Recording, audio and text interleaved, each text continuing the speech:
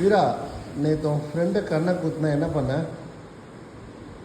Miss கிட்ட சொல்லலை. ஏன் சொல்லலை? அப்புறம் அவளை பேச மாட்டா.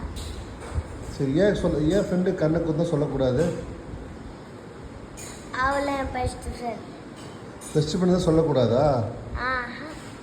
ஓ, அப்புறம் வேறு ஃப்ரெண்டாக இருந்தால் சொல்லலாமா? ஆ. ஓகே. பெஸ்ட் ஃப்ரெண்டாக ரொம்ப பிடிக்குமா உனக்கு?